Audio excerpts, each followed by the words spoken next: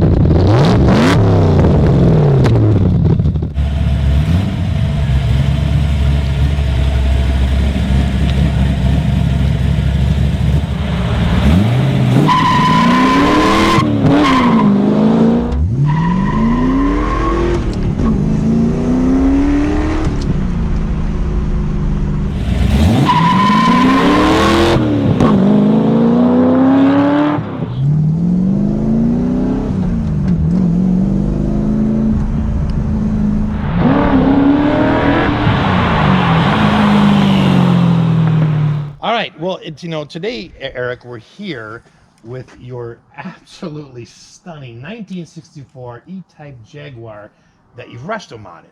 When you did the RestoMod, everyone designs, puts certain things on their car. What were just a couple of the important things for you when you did the RestoMod to make sure they got in this car? I had a few things that I wanted. I wanted a better powertrain. Obviously the electronics, and then I did a variety of unique special effects to the car. All right, and we'll see more of those later as we go into detail about the car. So the viewers are probably wondering, Eric, you're not that old. You've got a stunningly beautiful car, just amazing. And why are you selling it? Well, obviously I wouldn't be selling it, but I am on my 4th round of cancer. 5 years ago I had kidney cancer. About 7 years before that I had skin cancer, and then the last 2 rounds have been brain cancer, and that's stage 4 glioblastoma, which means that's more of a marathon, not a sprint. This is a 1964 XKE FHC. I fell in love with this when I was about 10 years old after watching the movie Harold and Maude, and in that movie the owner decided to modify this beautiful car, and in his case he turned it into a hearse. That's when I knew that I was going to buy an XKE, and it's been an amazing car. So let's talk about the restoration a little bit. Now, it was not this way when you bought it. No. Okay. I found the car in northern New York, a small town called Sparrowbush, and the second owner was selling it. He couldn't afford to really properly restore it. Now, I understand that the same guy that restored this also restores $1 million plus cars for Pebble Beach. Yes. And these are winning cars. Right. So let's fast forward a little bit. It's been many years since the car has been fully restored. So where has the car been since then? What have you used it for? You did mention some awards you've won, so obviously you've been to some shows. Yep. You know, how many miles does the car have on it? 4,700. Wow. I've owned it and basically just put it in shows. It's a head turner. I literally saw somebody rear end the car in front of them looking at my car. So, And so when it's stored, where does it sit? I have a hoist in my garage that's temperature gauged, humidity gauged, everything. So this car has never been out in the rain? No, not one. Not even so much a drop on there? No. Have you ever had any issues with the car? No, not a single thing. We've been in so many car shows, and oftentimes we win best in show, but that's not what it's all about. It's about the people you meet along the way. The car is a head turner. So one of the car shows that I had this car in was called Come Fly With Me. A friend of mine hosted that. It was in 2015 here in Minneapolis, and Jay Leno came in and hosted. It was one of the best car shows I've ever been involved in, and at the end of the show, it ended up that I took best in show. Enzo Ferrari said it's the most beautiful car ever made, and he was right. You know, there was a movie a while ago, Michael Bublé had one, Feeling Good. Yep. And I want to say that color of that car in that video was identical to this. Is it close? It's close, yeah, exactly. I just decided that silver was my color, and it really shines with the sun. Yep. And you do have the original SR1 headlamps. Yep. I love the fact that you kept the rims original. Yep. I think that is such a classic look on Jaguars. Now you do have a little bit wider tires on here. Yep, exactly. So, you know, the objective was to make it look original but perform modern. And with the engine I have in there, you want as much rubber on the road. Now, viewers are going to want to know underneath here and underneath the rockers under here, what is there as far as corrosion goes? Okay, so this car was a complete restoration, rotisserie, and a full acid dip up in the Dakotas. So literally the entire car was stripped down to absolute the bare, straight steel, and then built ground up from that point. It's never seen water, so there's zero rust in this. That's just awesome. I love the framed windows that come on the E-types there. Yeah. That's just, it's such a beautiful look, and the chrome is just absolutely amazing. Yes. I mean, there's not a spot on there, there's not a dent. I mean, it's just absolutely, I mean, it looks like it stepped out of the showroom is what it does. There's a lot of chrome on this car and a lot of detailing to that chrome. One of my things I really like about these E-types is the way the back door opens, you know, where it latches up like that, but it looks like it would lift up this way. Now, you do have some interesting things back here that we don't normally see. One of the things I know is, first of all, is your Bond 007 license plate. Yep. Obviously, if you buy, you can keep those plates, but you can also put on driving plates. Exactly. But you'll notice the rear view camera. That didn't come standard. No, exactly. So those are a bunch of the electronics that I included into this car. Satellite tracking, glass breakage, rear view mirrors, rear view cameras, hidden gun compartments. There's a lot. There's a lot to go along with that kind of the Bond idea, the Bond theme. Exactly. Now you mentioned satellite tracking, so you can track this car by satellite. Yep, exactly. In fact, if I remember, it'll actually tell you how close somebody is to the car. Yes, that's part of the security, and so you can be away from the car and it'll tell you if people are getting closer and closer. So you mentioned the satellite tracking. So my question is that really so that M can track you? Yeah, that's what I've been told. If he's fast enough. This is just such a beautiful view. I love the original tailpipes coming out like that, and the chrome on them is just amazing. Right, 440, and those are actually designed to match exactly how the exhaust used to look. However, with this engine, it had to be a bigger diameter. So everything was made to look like its original, just a little beefed up. Awesome. All right, stepping over on this side here, We were just gonna kind of get a look at the driver's side, but again, just that stunning line. So, Eric, once you lift the hood, now we begin to see the RestoMod, right? So this is where it is on the outside, besides your backup camera. So this is a looks like a Ford Crate racing engine. It's 302. Yep. Okay, tell us a little bit about the engine. Sure. We went with that engine, but to get the most amount of power into that subframe, really the only changes that we needed to change to the subframe was dropping it about 2 inches for the subheaders. Other than that, the subframe is technically original. Now, how much horsepower does it have, roughly? I believe it's around 335 horse at the wheels, and the car is somewhere in that 1900 pounds range. So wow, there's a lot of get up and go on this thing, without a doubt. I love the customized painting job here you have on the valve covers, and then the painted cover at the top, and then even all of your spark plug wires are blue to match Ford colors. Yeah, exactly. Which I love that detail. Now there are some other things on this engine. You've got a special kind of camshaft.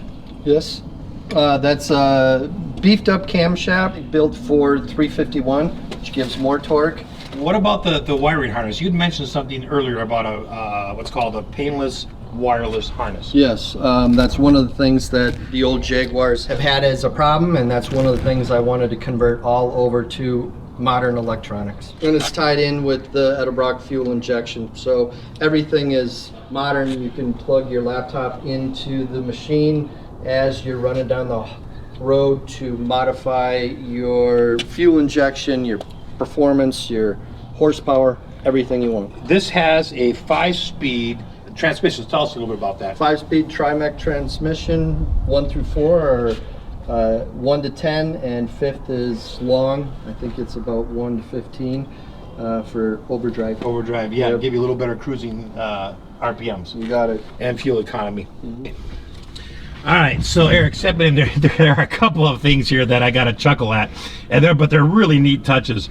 For instance, I think there's what you would call a James Bond tire repair kit. And you want to explain to us what's in here? Yes, this is obviously with James Bond. He liked Bollinger, and as he had any potential car issues with a young lady, this was always there to help out with the fix. That's awesome. The original XKE had etched aluminum. I didn't like the style, so I decided to get some Carpathian elm burl from Romania, which happened to be right near Vlad the Impaler's castle. Wow, and it's really beautiful wood. I mean, it is really nice. I love the grain in there. So tell us, maybe starting from here, tell us what all these switches do all the way over to here. Sure. This is the fan and the heater. You've got your washer, pretty self-explanatory. Triple wipers, fast and slow. We've got a map right here. Starter, cigar. This is for car shows. The igniter, fast and low fan for blowing, and then the panel lights for bright and dim. Interior light back here. This is a choke. Obviously it's electronic fuel injection, so this is no longer needed. This is actually a kill switch, so nobody can take the car. All right, and then in here is just like a glove box. That's correct. Open hole, but Yep. it's a glove box. And then this is the mech to run your fuel injection with your computer. Oh, right there, the connection port. That's sure. correct. Okay, so, and then coming down a little bit, you've got something that you wouldn't have in a 1964 E-TYPE Jag. You got a Pioneer stereo system. Right, yeah. But it's also part of the backup camera, right? Right, you got so, can you show us that a little bit? Sure, yeah. What I wanted to do was have all the things that somebody would want in a XKE car that can't with that age. So, I put this in. It allows us to view DVD, reverse, everything. Wow, that's nice. So your backup camera comes on there. You can watch DVDs. You have got a modern sound system. Yep. Speaking of which, tell us a little bit about the sound system as far as speakers, amplifiers, that kind of stuff. Exactly. So I went with the top notch. Everything's mounted right back here. The electronics are tied with satellite tracking. As you can see, these are the sensors for satellite tracking. This is the remote for your mech in your pocket to provide communications with your car. This is navigation control. All the information is right back here. Oh wow, yeah, okay. And that's nice and easy for people to get at. Yep, exactly. Pioneer, Boston. Do you remember roughly how many watts of power? I believe it's 1500, but there's just barely enough for a two-seater. Exactly. Just kind of on the minimal edge there. Yeah. Wow, holy buckets. Now, moving on back a little bit, I do love the James Bond License to Kill driver's license. Yeah. And you've got some switches under here. Right. Yes. So let's talk about those. Okay. So in here we've got a switch to power the Pioneer deck. We've got a switch to cut the DVD, which is illegal in some states, and then there's a red button which I will only fires missiles. I will only tell the owner who ends up buying this what that's for. The glass breakage device is right here that communicates with all the communications. Sure. I understand that you used lamb's wool. Lamb's wool and lamb's leather, which is, both came from England, shipped directly from Coventry. Is that all the black that we basically see? That's correct. Wow. So even the dashboard, the door panels, yep, and then the seats. Yes. And then down in here. Yep. It's all. Wow. That is really neat. Now, one of the things I noticed, if you've not been in an E-Type before, when I stepped in here, was the amount of leg room. Yeah. Plenty of room with long legs. It's long trunk that can be tough. Chris Humphreys was interested in buying the car, but obviously at 7'4" he couldn't fit in. His head wouldn't quite do it. it. Can we take a look underneath here so viewers can see what it looks like underneath all the plush carpeting? This was created to make it look, once again, original, like a original XKE. You remove the panel, and I reinforce this in case luggage racks, luggage compartments are heavy. And then full size spare tire with the original rim. That's correct. More electronics, satellite tracking, gas tank. And then you do have actually a tire repair kit. Yep, So you got original. the jack, an original. Yep. Wow.